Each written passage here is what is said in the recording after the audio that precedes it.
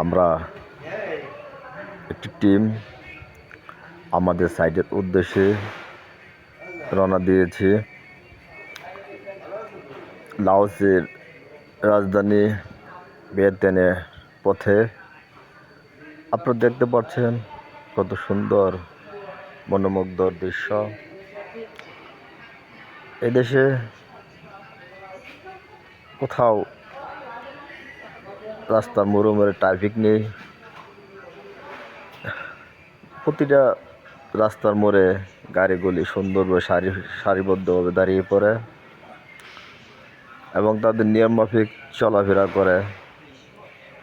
বৌদ্ধ রাষ্ট্র, এখানের মানুষগুলো খুব চমৎকার এবং সুন্দর, পূর্ণ ব্যবহার। প্রতিটা মানুষই বাংলাদেশি মানুষদেরকে খুব নর্মভদ্র এবং সহসিন্নতা আচরণ করে।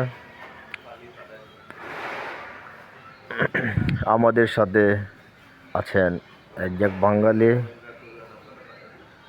আমরা আমাদের সাইডে যাচ্ছি। লাওসের রাজধানী রাত্রের খুব সুন্দর লাগে। দেশের রাস্তাঘাটগুলি খুব চমৎকার। এই দেশের মানুষগুলি বেশিরভাগই হুন্ডারে চলাফেরা করে। রাস্তাঘাটে হেঁটে চলার মানুষ খুবই কম।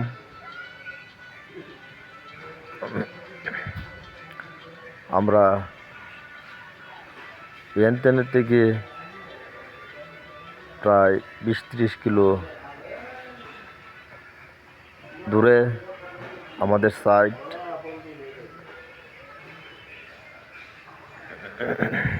ভিয়েতনামের রাজধানী থেকে 20-30 কিলো দূরে আমরা প্রায় 10-12 জন বাঙালি গাড়িতে অবস্থান করতেছি। আসলে লাওসের মনোমুগ্ধকর দৃশ্য রাত্রে খুব চমৎকার লাগে। সবাই যেন তার নিজের সুন্দর গতিতে চলাফেরা করতেছে।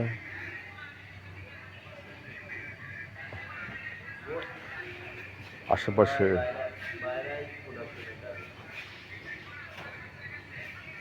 এটা যাত্রীদের বসার জায়গা বা বাস স্টপ বলা হয়। বাস এবং অন্য অন্য গাড়িগুলি দ্বারা